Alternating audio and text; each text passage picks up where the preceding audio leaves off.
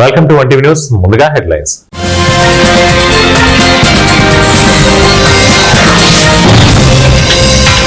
New York times పై Trump గుస్సా. 1.32 లక్షల కోట్లకు పరువు నష్టం దావా.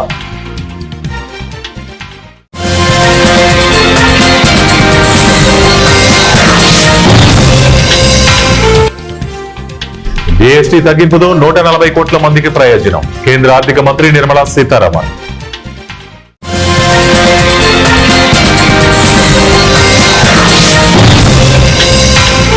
ఉన్నత విద్య కోసం వడ్డీ లేని రుణాలు. త్వరలోనే ఆడబిడ్డ నిధి పథకం అమలు. సీఎం చంద్రబాబు.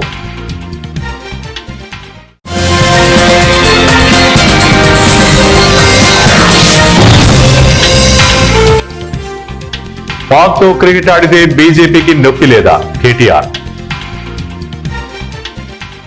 ఉన్నత విద్య అభ్యసించాలనుకునే విద్యార్థులకు ఆంధ్రప్రదేశ్ ముఖ్యమంత్రి చంద్రబాబు పెద్ద ఊరట కలిగించే ప్రకటన చేశారు. వడ్డీ లేని విద్యా రుణాలు అందించనున్నట్లు ఆయన తెలిపారు. ఈ రుణాలను కేంద్ర ప్రభుత్వం అందజేస్తున్నట్లు పావలా వడ్డీ పథకంతో అనుసంధానిస్తామని చెప్పారు. అన్ని వర్గాల విద్యార్థులకు ఇది అందుబాటులో ఉండేలా ప్రభుత్వం చర్యలు తీసుకుంటుందన్నారు. ఈ పథకం కింద రుణాల మంజూరుకు ఎటువంటి భద్రత అవసరం లేదని, 14 ఏళ్ల తర్వాత తిరిగి చెల్లించే వెసులుబాటు ఉంటుందన్నారు. నైపుణ్య శిక్షణ కోర్సులకు ఈ పథకం వర్తించనుందని పేర్కొన్నారు. విద్యార్థులపై ఆర్థిక భారం పడకుండా పావలా వడ్డీ భారాన్ని రాష్ట్ర ప్రభుత్వం భరిస్తుందన్నారు. ఈ సందర్భంగా ఆడబిడ్డ నిధి పథకాన్ని కూడా త్వరలో అమలు చేస్తామన్నారు. ఇందులో భాగంగా నెలకు 1500 చొప్పున ఆర్థిక సాయం అందజేయనున్నట్లు తెలిపారు. ఇది అమ్మాయిల చదువును ప్రోత్సహించడమే లక్ష్యంగా ఉండబోతోందన్నారు. కొత్త జీఎస్టీ సవరణల్లో భాగంగా 350కు పైగా వస్తువుల ధరలు తగ్గించేలా చర్యలు తీసుకోనున్నామని, దీనివల్ల 140 కోట్ల మందికి ప్రయోజనం చేకూరుతుందని కేంద్ర ఆర్థిక మంత్రి నిర్మలా సీతారామన్ తెలిపారు. జీఎస్టీ తగ్గింపు ఈ నెల 22 నుంచి అమల్లోకి వస్తుందన్నారు. చెన్నై ఆల్వార్పేటలోని మ్యూజిక్ అకాడమీలో ఆదివారం జీఎస్టీ సంస్కరణలు, రైజింగ్ ఇండియా కోసం పన్ను సంస్కరణలు అనే అంశంపై చర్చ జరిగింది. ఈ సందర్భంగా నిర్మలా సీతారామన్ మాట్లాడుతూ, దీపావళికి ముందు జీఎస్టీ తగ్గింపు వల్ల వస్తువుల కొనుగోళ్లు మరింత వేగం పుంజుకుంటాయన్నారు. నిత్యావసర వస్తువులకు జీఎస్టీని తగ్గించడం వల్ల పేద మధ్యతరగతి వర్గాలకు మరింత లాభం చేకూరుతుందన్నారు. జీఎస్టీ పన్ను సంస్కరణల ప్రయోజనాలు ప్రజలకు చేరేలా ప్రధాని నరేంద్ర మోడీ కృషి చేస్తున్నారని తెలిపారు. ప్రతి సంస్థ ఈ తగ్గింపును ప్రజల్లోకి తీసుకెళ్తుందన్న నమ్మకం ఉందన్నారు. భారత రాజ్యాంగం అన్నా, సుప్రీంకోర్టు అన్నా బీజేపీకి ఏమాత్రం గౌరవం లేదని BRS working president Kalvakuntla Taraka Ramarao మండిపడ్డారు. పహల్గాం మారణకాండకు కారణమైన పాకిస్తాన్ తో క్రికెట్ ఆడటం బీజేపీ కపట దేశభక్తికి నిదర్శనమంటూ మంగళవారం ఉదయం ఒక ట్వీట్ చేశారు. వక్ఫ్ సవరణ చట్టంపై సుప్రీంకోర్టు మధ్యంతర ఉత్తర్వులను బీఆర్ఎస్ స్వాగతించడాన్ని బీజేపీ విమర్శిస్తోంది. మరి ఆ పార్టీ నేతలకు భారత రాజ్యాంగం, సుప్రీంకోర్టు మీద ఏమాత్రం గౌరవం లేదని ఆయన అన్నారు. బీజేపీది నకిలీ జాతీయవాదమన్న కేటీఆర్ తమది మాత్రం ఆచరణలో, ఆత్మలో నిజమైన జాతీయవాదమని స్పష్టం చేశారు. మతం, వర్గం చూడకుండా ప్రతి భారతీయుడిని సమానంగా ఆదరించడమే తమ దృష్టిలో నిజమైన జాతీయవాదం. జాతీయవాదానికి, దురహంకారం, దేశభక్తికి మధ్య ఉన్నటువంటి తేడాను తెలుసుకోవటమే అసలైన దేశభక్తి. పహల్గాం దారుణ మారణకాండకు కారణమైన పాకిస్తాన్ తో క్రికెట్ ఆడించిన బీజేపీకి బీఆర్ఎస్ దేశభక్తి గురించి ప్రశ్నించే నైతిక అర్హత లేదని కేటీఆర్ మండిపడ్డారు. పాక్ ప్రేరేపిత ఉగ్రదాడిలో చెందిన 26 మంది అమాయకుల నెత్తుటి తడి ఇంకా ఆరకముందే పాకిస్తాన్ తో క్రికెట్ ఆడేందుకు కేంద్రంలోని బీజేపీ ప్రభుత్వం ఒప్పుకోవటం ఆ పార్టీ నకిలీ జాతీయవాదం, కపట దేశభక్తికి తిరుగులేని సాక్ష్యమన్నారు. పహల్గాం బాధిత కుటుంబాలు తీవ్రంగా వ్యతిరేకించినా ఏమాత్రం పట్టించుకోకుండా కోట్లాది భారతీయులను మోదీ ప్రభుత్వం దారుణంగా మోసం చేసిందని కేటీఆర్ ఎక్స్ ఖాతాలో పోస్ట్ చేశారు. తన పరువుకు నష్టం కలిగించేలా ఏళ్ల తరబడి తప్పుడు కథనాలు వండి వారుస్తోందంటూ న్యూయార్క్ టైమ్స్ పత్రికపై అమెరికా అధ్యక్షుడు డొనాల్డ్ ట్రంప్ మండిపడ్డారు. సంస్థపై 1.32 లక్షల కోట్లకు పరువు నష్టం దావా వేసినట్లు తన సోషల్ మీడియా వేదికగా ట్రూత్ సోషల్లో తాజాగా వెల్లడించారు. లైంగిక నేరగాడు జెఫ్రీ ఎప్స్టీన్ కేసుకు సంబంధించి కూడా న్యూయార్క్ టైమ్స్ తనపై తప్పుడు కథనాలను ప్రచురించిందని ట్రంప్ ఆరోపించారు. ఈ సందర్భంగా న్యూయార్క్ టైమ్స్ పై ట్రంప్ సోషల్ మీడియాలో అగ్గి మీద గుగ్గిలమయ్యారు.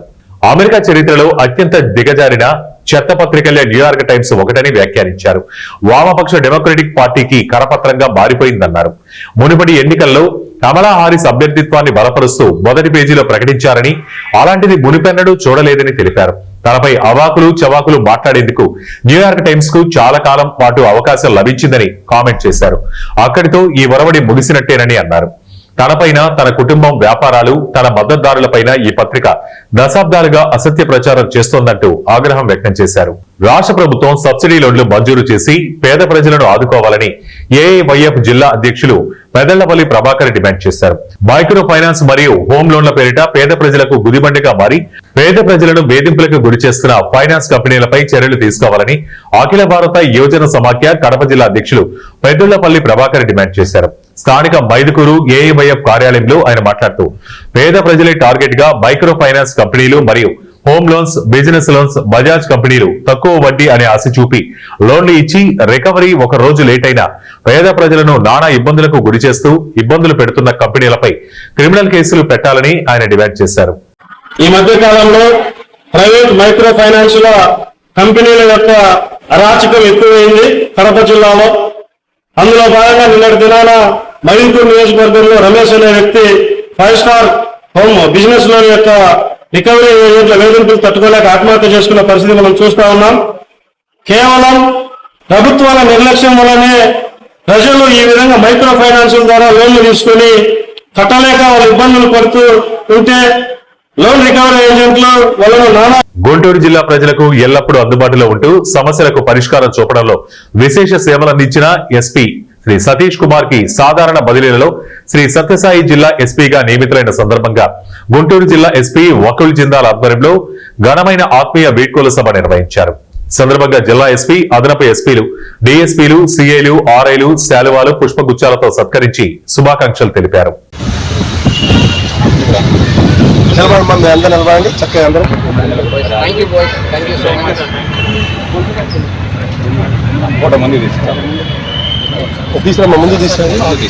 నాకున్న బిజీ షెడ్యూల్లో, గుంటూరులో ఉన్న బిజీ షెడ్యూల్లో ఆల్మోస్ట్ 4 ప్లాటూన్స్ సెండ్ ఆఫ్ పరేడ్కి వచ్చినదికి చాలా థ్యాంక్ యూ. పరేడ్ చాలా బాగుంది యాక్చువల్లీ. హాల్ట్ అవ్వడం కానీ, ముందుకు రావడం కానీ సో పర్ఫెక్ట్గా ఉంది. ఇంత షార్ట్ టైంలో ఇంత పర్ఫెక్ట్గా చేయడం కష్టం. But that is the quality of Guntur actually. అంటే మనకి ఎంత ప్రోటోకాల్ డ్యూటీస్ ఉందన్నా, ఎంత హార్డ్ వర్క్ ఉందన్నా ఆ క్వాలిటీని రిఫ్లెక్ట్ చేయడం అనేది గుంటూరు స్పెషాలిటీ. సో ఎనీవేస్ ఈ 14 మంత్స్లో positives, negatives, ups and downs చాలా చూడడం జరిగింది, చాలా నేర్చుకున్నాను. సో ఆల్రెడీ రిమైనింగ్ అన్ని కూడా ఏఆర్ అడిషనల్ ఎస్పీ గారు, ఏఆర్ డిఎస్పీ గారు చెప్పారు. యాజ్ అ లీడర్షిప్గా మీకు AR additional SP, AR experienced AR additional SP, మంచి ఏఆర్ డిఎస్పీ ఉన్నారు. ఇప్పుడు ఆర్ఐస్ కూడా 4 ఉన్నారు. All RIs are good. ఇప్పుడు ఆ రొటేషన్లో ఆర్ఎస్ఐస్ కూడా రావడం జరిగింది. కడప జిల్లా బద్వేల్లోని శ్రీమంగ హాస్పిటల్ నందు ఆంధ్రప్రదేశ్ రాష్ట్ర ఆరోగ్య శాఖ మంత్రి సత్యకుమార్ యాదవ్ పుట్టినరోజు సందర్భంగా బద్వేల్ బీజేపీ సీనియర్ నాయకులు కొలిశెట్టి రమణయ్య, బీజేఎంఐఎం state executive member Kolisetti Pavan Kumar ఆధ్వర్యంలో ఘనంగా పుట్టినరోజు వేడుకలు జరుపుకున్నారు. ఈ సందర్భంగా హాస్పిటల్ నందు రోగులకు పండ్లు, బ్రెడ్, జ్యూస్ ను పంచిపెట్టారు. కొలిశెట్టి పవన్ కుమార్ మాట్లాడుతూ కడప జిల్లాలో బద్వేల్ అత్యంత వెనుకబడ్డ ప్రాంతం. ఈ ప్రాంతంలో శ్రీమంగ్ హాస్పిటల్ ను 100 పడకల హాస్పిటల్ గా అభివృద్ధి చేయాలని మీడియా ముఖంగా సత్యకుమార్ యాదవ్ ఆరోగ్య శాఖ మంత్రికి విన్నవించుకుంటున్నామన్నారు. నమస్కారం. నా పేరు ధర్మిశెట్టి వెంకటసుబ్బయ్య రాయల్, బద్వేల్ బీజేపీ టౌన్ అధ్యక్షులు. ఈరోజు చాలా సుదినంగా మేము భావిస్తున్నాం. ఎందుకంటే మన వైద్య ఆరోగ్య శాఖ మంత్రులు శ్రీ సత్యకుమార్ యాదవ్ గారికి పుట్టినరోజు సందర్భంగా ఈరోజు మన బద్వేల్ శ్రీమంగ హాస్పిటల్లో, అలాగే ఇక్కడ ఉన్నటువంటి రోగులందరికీ పండ్లు, పాలు, బ్రెడ్ ఇవన్నీ ఏర్పాటు చేయడం వాళ్ళకి ఇవ్వడం జరిగింది. మన శ్రీకాంత్ సారు, డాక్టర్ యాదవ్ గారి హెల్త్ మినిస్టర్ పుట్టినరోజు సందర్భంగా ఈ యొక్క హాస్పిటల్లో రోగులను పరీక్షించి డాక్టర్ గారి ఆధ్వర్యంలో అందరికి పాలు, బ్రెడ్ పంచడం జరిగింది. అట్లానే సత్యకుమార్ యాదవ్ గారు ఎన్నో పుట్టినరోజు జరుపుకోవాలని నేను మనసు ఆహ్వానించాను. ఈ హాస్పిటల్లో కూడా సమస్యలు ఏమైనా పడుతుంటే ఆయన దృష్టికి తీసుకొని పోయి ఇక్కడ చేసేదాన్ని కూడా మేము సిద్ధంగా ఉన్నామని తెలియజేసుకుంటూ ఈ అవకాశం. భారతీయ జనతా పార్టీ అధ్యక్షుడిగా ఉన్నాను ఇక్కడ బద్వేల్లో. సత్యకుమార్ యాదవ్ 1992 నుంచి నాకు మంచి ఫ్రెండు, స్నేహితుడు. అతను క్రమశిక్షణకు పెట్టింది పేరు. ఏబీవీపీ నుంచి అతను ఎంతో ఉన్నత స్థాయికి ఎదిగిందంటే మేమందరం కూడా సంతోషిస్తున్నాము. ప్రతి కార్యకర్త కూడా భారతీయ జనతా పార్టీలో ఖచ్చితంగా పార్టీ కార్యక్రమాలను నెరవేర్చి, పార్టీ కార్యక్రమాలకు హాజరై క్రమశిక్షణతో ఎవరైతే మెలుగుతారో మన యాదవ్ మాదిరిగా సేవ చేసేదానికి అంకిత భావంతో పార్టీలో సముచిత స్థానం ఉంటుందని ఈ యాదవ్ గారే మనకు ఉదాహరణ. కాబట్టి కర్నూలు జిల్లా ఆలూరు మండలం కమ్మర్చేడు గ్రామంలో ప్రభుత్వ ఆసుపత్రిని Aluru YCP party MLA Virupakshi తనిఖీ చేశారు. Aluru YCP party MLA Virupakshi hospital అంతా తనిఖీ చేసి మీడియా సమావేశంలో మాట్లాడారు. టీడీపీ ప్రభుత్వంలో 2015లో స్టార్ట్ చేస్తే 2018లో ఆసుపత్రిని ప్రారంభించారు. ఆసుపత్రి భవనం నిర్మించిన 6 సంవత్సరాలకే ఇలా అవడం చాలా దురదృష్టకరమన్నారు. ప్రభుత్వ డాక్టర్ ఆసుపత్రి భవనంలో ఒక్క రూమును పరిశీలించిన 2 నిమిషాల సమయంలోనే భవనం పైభాగంపై పెచ్చులు ఊడిపడింది. హాస్పిటల్ పైకప్పు భాగం మొత్తం ఇదే పరిస్థితిలో ఉందని మీడియా సమావేశంలో ఎమ్మెల్యే పేర్కొన్నారు. ఆలూరు మండలం కమ్మర్చేటి గ్రామంలో ఈరోజు మనం ఇక్కడ హాస్పిటల్ విజిట్ చేసినాము. ఈ బిల్డింగ్ కన్స్ట్రక్షన్ 15లో ఈ కూటమి ప్రభుత్వం 15లో స్టార్ట్ చేసింది. 18లోన హాస్పిటల్ హ్యాండ్ ఓవర్ చేసినారు హాస్పిటల్కి. ఈ రోజుకి దాదాపు 6 సంవత్సరాలకే ఈరోజు అసలు బిల్డింగ్ అంతా కొలాప్స్ అయిపోయింది. పైన మొత్తం పెచ్చులు ఊడిపోయినాయి, కింద మొత్తం ఫ్లోరింగ్ అంతా పలిపోయింది. ఏం లేదు అసలు డాక్టర్లు కానీ నర్సులు కానీ అందరూ చాలా బిక్కుమంటుంది. ఈ హాస్పిటల్ ఎట్లుండాలో నేను మా మీద ఎప్పుడో పడుతుందో అనే విధంగా నర్సులు కానీ డాక్టర్ కానీ పేషెంట్లు కానీ. ఎందుకంటే ఈ కమర్చేరు గ్రామాలు చుట్టుముట్టు పల్లెలన్నీ చాలా గ్రామాలు అన్ని ఇక్కడికే వస్తున్నాయి. ఆలూరు పోకున్నట్లు ఆలూరు దూరం అయిపోయిన విధంగా కమర్చేరు గ్రామానికి ఈ చుట్టుపక్కల పల్లెలన్నీ ఇక్కడే వస్తారు పేషెంట్లు అందరూ. అలాంటిది ఈరోజు పేషెంట్లకి అసలు వాళ్ళు అక్కడ ఉండాలా అనే విధంగా ఇక్కడ రాకున్నట్టుగానే మొన్ననే 3వ తారీఖున ఆ రూమ్ లో నర్సీపట్నం అభివృద్ధి అయ్యనతోనే సాధ్యమని చింతకాయల విజయ్ అన్నారు. నర్సీపట్నంకు అనుమతి లేని ఉత్తిత్తి మెడికల్ కాలేజీలు తీసుకొచ్చారని తెలుగుదేశం పార్టీ రాష్ట్ర ప్రధాన కార్యదర్శి చింతకాయల విజయ్ అన్నారు. మంగళవారం నర్సీపట్నంలో ఏర్పాటు చేసిన మీడియా సమావేశంలో విజయ్ మాట్లాడుతూ నర్సీపట్నం అభివృద్ధి స్పీకర్ అయ్యన్న పాత్రుడితోనే సాధ్యమని, అయ్యన్న అంటే అభివృద్ధి, అభివృద్ధి అంటే అయ్యన్న అన్నారు. అందరికీ నమస్కారం అండి. ముఖ్యంగా ఈ మధ్యన నర్సీపట్నంలో కొన్ని పరిణామాలు చూస్తుంటే అందరినీ కన్ఫ్యూజ్ చేసే మోడ్లోకి తీసుకెళ్తున్నారు. ఎందుకు నేను అంటున్నానంటే ఆ లాస్ట్ 5 years అయితే జగన్ రెజీమ్ ఉందో, ఆ గవర్నమెంట్ ఉందో, ఆ టైంలోని ఎన్నో తప్పిదాలు చేశారు. నర్సీపట్నాన్ని ఒక గాంజాయి హబ్ కింద తయారు చేసి వైసీపీ నాయకులే కొంతమంది కార్యకర్తలు గాంజా విషయంలో కూడా ఇన్వాల్వ్ అయ్యి వరంగల్లో లారీలు దొరికిపోవడం కానీ లేకపోతే ఎన్నో విషయాల్లోని వాళ్ళు డైరెక్ట్గా దొరికిపోయారు. నర్సీపట్నం అభివృద్ధి విషయం చూస్తే అన్ని కూడా భద్రాద్రి కొత్తగూడెం జిల్లా దమ్మపేట మండలం గణేష్పాడు మండల పరిషత్ ప్రాథమిక పాఠశాలలో గత 2 రోజుల నుంచి క్షుద్ర పూజలు కలకలం రేపుతున్నాయి. గ్రామస్తులు, ఉపాధ్యాయులు, విద్యార్థులు స్కూల్ వైపు వెళ్లాలంటే భయాందోళనకు గురవుతున్నారు. గత 2 రోజుల నుంచి గుర్తు తెలియని వ్యక్తులు క్షుద్ర పూజలు చేస్తున్న ఘటన ఆలస్యంగా వెలుగులోకి వచ్చింది. గ్రామస్తుల సమాచారం మేరకు గుర్తు తెలియని వ్యక్తులు రాత్రి సమయంలో పాఠశాల నందు క్షుద్ర పూజలు చేసి పరారయ్యారని ఆందోళన చెందుతున్నారు. నిజాం రజాకార్ల పాలనలో ప్రజలకు కనీసం భద్రత కూడా ఉండేది కాదని బీజేపీ రాష్ట్ర ప్రధాన కార్యదర్శి ఎన్ గౌతమ్రావు ఆరోపించారు. అనంతరం బీజేపీ నగర కార్యాలయంలో నిర్వహించిన విలేకరుల సమావేశంలో గౌతమ్రావు మాట్లాడుతూ కాంగ్రెస్ ప్రభుత్వం తెలంగాణ విమోచన దినోత్సవాలను ఎందుకు అధికారికంగా నిర్వహించడం లేదు, తెలంగాణ ప్రజలకు రేవంత్ రెడ్డి ప్రభుత్వం సమాధానం చెప్పాలని ఆయన డిమాండ్ చేశారు. కేవలం ఎంఐఎం పార్టీకి భయపడి నాటి బీఆర్ఎస్ మరియు నేటి కాంగ్రెస్ ప్రభుత్వాలు ఈ విమోచన దినోత్సవాలను అధికారికంగా నిర్వహించడం లేదని గౌతమ్రావు ఘాటుగా ఆరోపించారు. దాన్ని చూసిన తర్వాత ఏదైతే బ్రిటిష్ వాళ్ళు పోతూ ఒక 1 year వరకు వీళ్ళకు అదే విధంగా ఉండాలని చెప్పేది ఇచ్చిన దాన్ని ఆసరా చేసుకొని 13 నెలలు దౌర్జన్యంగా ఇక్కడ ఉన్నటువంటి ఉద్యమాలన్నింటి కూడా అణచివేసి వందే మాతరం ఉద్యమం కానివ్వండి, ఇంకా స్వేచ్ఛ లేకుండా చేసినటువంటి కారణాలన్నీ కూడా మనకు తెలుసు. కాబట్టి ఆ రోజు బలవంతంగానే భారతదేశంలో ఈ ప్రాంతాన్ని విలీనం చేసినారు. కాబట్టి భారత ప్రభుత్వం యొక్క పోలీస్ చర్య కారణంగానే చేసినారు. కాబట్టి దీన్ని విమోచన దినంగానే భారతీయ జనతా పార్టీ భావిస్తా ఉంది. కాబట్టి ఆ రోజు ఏదైతే రజాకారులు హిందూ మహిళల పట్ల నగ్నంగా బతుకమ్మలాడియడం,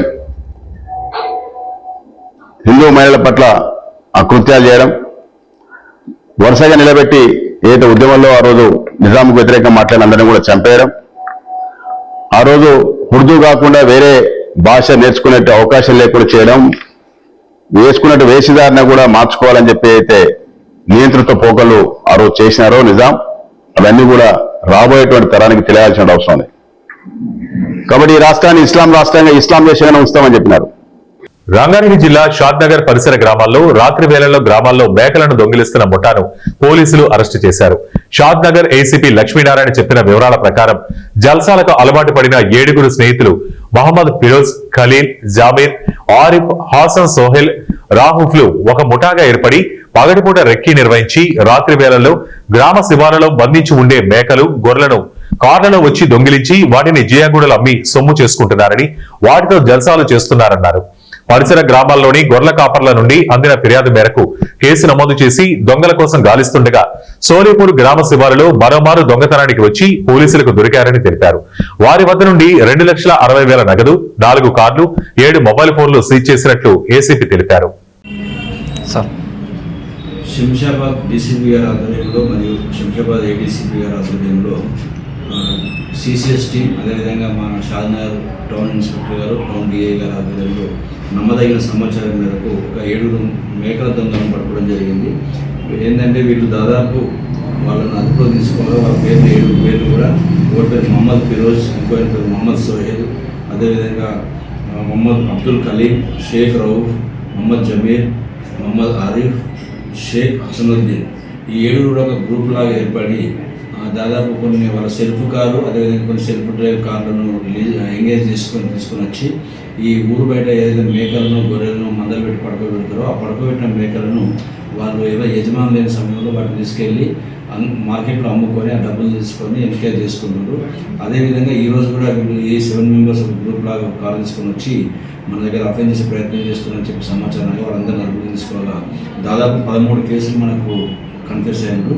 ఆ 13లో షాద్నగర్ 4, చౌదరిగూడ 2, కుందూరు 2, పరిగిలో 2, అదేవిధంగా దోమ పోలీస్ స్టేషన్ 2, కుర్కచెర్ల పోలీస్ స్టేషన్ 1, మొత్తం 13 కేసులు కూడా. కర్నూలు నగరంలోని ప్రభుత్వ క్వార్టర్స్ విషయంలో మంత్రి డీజీ భరత్ పై వస్తున్న ఆరోపణలను కర్నూలు ఎంపీ బస్తిపాటి నాగరాజు ఖండించారు. క్వార్టర్స్ లో ఉన్న వారిని మంత్రి బలవంతంగా ఖాళీ చేస్తున్నట్లు, కబ్జా చేసేందుకు ప్రయత్నిస్తున్నారంటూ కొంతమంది దుష్ప్రచారాలు చేస్తున్నారన్నారు. ప్రభుత్వంపై ప్రజల్లో వ్యతిరేకత తీసుకువచ్చేందుకు మంత్రిపై తప్పుడు ప్రచారాలు చేస్తున్నారని మండిపడ్డారు. గత కొన్ని సంవత్సరాల నుంచి చాలా మంది అనధికారికంగా నివసిస్తున్నారని, ఇళ్లు కూడా శిథిలావస్థకు చేరుకున్నాయన్నారు. దాదాపు 900 ఎకరాలకు పైగా క్వార్టర్ స్థలం ఉందని, ఆ స్థలాన్ని అభివృద్ధి చేసుకోవాల్సిన అవసరం ఉందని ఎంపీ తెలిపారు. ఈనాటి సమావేశంలో నేను ముఖ్యంగా నా కర్నూలు పార్లమెంట్ ప్రజలకైతేనేమి, ముఖ్యంగా కర్నూలు పుర ప్రజలకు నేను ఒక విషయం తెలియజేయదలుచుకున్నాను. ఎందుకంటే గత 10 రోజుల నుంచి చాలా మంది అపోహలకు గురి చేస్తూ ఉన్నారు కర్నూలు ప్రజల్ని. కర్నూలులోని సి క్యాంప్ సెంటర్లో ఉన్నటువంటి A camp, B camp, C camp, దీనిలో ఉన్నటువంటి ఈ స్థలాలు కబ్జా గురవుతాయని చెప్పేసి డీజీ భరత్ గారి మీద, మినిస్టర్ గారి మీద అభాండాలు వేస్తూ ఉన్నారు. అది చాలా తప్పది, చాలా పొరపాటు. మేము ఎంపీగా గెలిచిన తర్వాత మొట్టమొదటి సీఎం గారి సమావేశంలో ఈ ఏ క్యాంప్, బి క్యాంప్, సి క్యాంప్ల మీద మేము కూడా గలం విప్పాము. అక్కడ అందులో భాగం ఈ పొలం అంతా ఇంత 935 ఎకరాలు దాదాపు అక్కడ ఉంటే ఏ అభివృద్ధికి నోచుకోక అక్కడ అనధికారికంగా ఎంతోమంది ఉన్నారని చెప్పేసి కర్నూలు ప్రజలకంతా తెలుసు ఆ విషయం. ఎప్పటి నుంచి అక్కడ ఎవరో తిష్ట వేసి అనధికారికంగా ఆ ప్లాట్లను గడుపుతూ ఉన్నారు. అవి పడిపోవడానికి కూడా శిథిలావస్థ కూడా చాలా చేరాయి. ఎప్పుడో మనం రాజధాని పెట్టినటువంటి టైంలో కట్టినటువంటి బిల్డింగ్స్ అవి శిథిలావస్థకు చేరాయి. కాబట్టి అక్కడ ఆ ప్రాంతం వాళ్ళు బీకేఎం వాళ్ళు. కర్నూలు జిల్లాలోని ప్రతి నియోజకవర్గ హెడ్ క్వార్టర్స్ లోని బస్టాండ్లలో తన ఎంపీ నిధుల నుంచి ఆర్ఓ ప్లాంట్స్ ఏర్పాటు చేస్తారని కర్నూలు ఎంపీ బస్తిపాటి నాగరాజ్ అన్నారు. ఆర్టీసీ రాయలసీమ జోనల్ చైర్మన్ పోల నాగరాజుతో కలిసి కర్నూలు నగరంలోని ఆర్టీసీ బస్టాండ్ను ఆయన తనిఖీ చేశారు. ఈ సందర్భంగా బస్టాండ్ లో కల్పిస్తున్న సౌకర్యాలు, సమస్యలపై అడిగి తెలుసుకున్నారు. ఎంపీ ఉచిత బస్సు ప్రయాణ పథకంపై మహిళా ప్రయాణికులతో మాట్లాడారు. అనంతరం ఆయన మాట్లాడుతూ రాష్ట్రంలో స్త్రీ శక్తి పథకం విజయవంతంగా అమలవుతుందన్నారు. ఉచిత బస్సు ప్రయాణం ద్వారా మహిళలు లబ్ధి పొందుతున్నారన్నారు. జిల్లాలో రోజుకు దాదాపు 35 నుంచి 40 వేల మంది దాకా స్త్రీ శక్తి పథకాన్ని వినియోగించుకుంటున్నారన్న ఎంపీ ఆర్టీసీ బస్టాండ్ ను మరింత అభివృద్ధి చేసేందుకు తన వంతు కృషి చేస్తానని తెలిపారు. చాలా శుభదినం. ఎందుకంటే కర్నూలు ఆర్టీసీ బస్టాండ్కి ఈరోజు రాయలసీమ రీజనల్ చైర్మన్ గారి ఆధ్వర్యంలో మేము ఇక్కడికి రావడం జరిగింది. ఎందుకంటే కర్నూలు ఆర్టీసీ బస్టాండ్ అంటే రాష్ట్రంలో విజయవాడ తర్వాత అంతటి పెద్దటి బస్టాండ్ ఏదైనా ఉందంటే మన కర్నూలు అని చెప్పేసి చెప్పుకోక తప్పదు. ఎందుకంటే మన రాయలసీమకంతా ముఖద్వారం అటువంటి ఈ కర్నూలు బస్టాండ్ ఇది. ముఖ్యంగా నేను చెప్పేది అంటే రాష్ట్ర ప్రజలంతా బాగా గమనించాలా. గత ప్రభుత్వం చేసినటువంటి నిర్వాహకంతో ఏ విధంగా ఉండేదో మీరు చూశారు. మన ప్రభుత్వం వచ్చిన తర్వాత, మన మంచి ప్రభుత్వం, కుటుంబ ప్రభుత్వం వచ్చాక ఈ స్త్రీ శక్తి పథకాన్ని ఈ ఉచిత బస్సు ప్రయాణాన్ని ఈ కూటమి ప్రభుత్వం అమలు చేస్తుందా లేదా? తెలంగాణ అయితేనేమి, కర్ణాటక అయితేనేమి, మిగతా రాష్ట్రాల్లో కొంచెం ఒడిదుడుకుల్లో నడుస్తూ ఉంది ఈ పథకం. కానీ ఆంధ్ర రాష్ట్రంలో కూడా ఆ విధంగానే ఉంటుందని చెప్పేసి విపక్షాలు ఎన్నో విమర్శలు చేశాయి.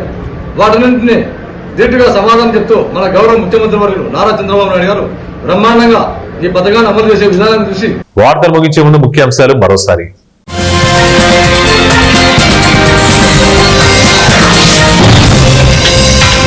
న్యూయార్క్ టైమ్స్ పై ట్రంప్ గుస్సా, 1.32 లక్షల కోట్లకు పరువు నష్టం దావా.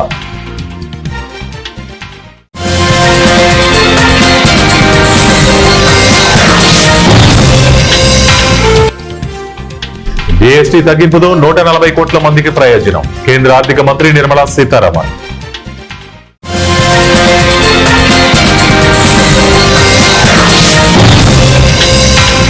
ఉన్నత విద్య కోసం వడ్డీ లేని రుణాలు, త్వరలోనే ఆడబిడ్డ నిధి పథకం అమలు, సీఎం చంద్రబాబు.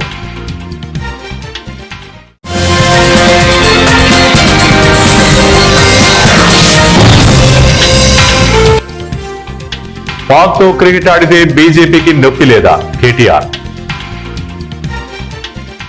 ఇవే ఇప్పటివరకు బులెటిన్ అప్డేట్స్. మరిన్ని అప్డేట్స్ కోసం చూస్తూనే ఉండండి 1 టీవీ న్యూస్.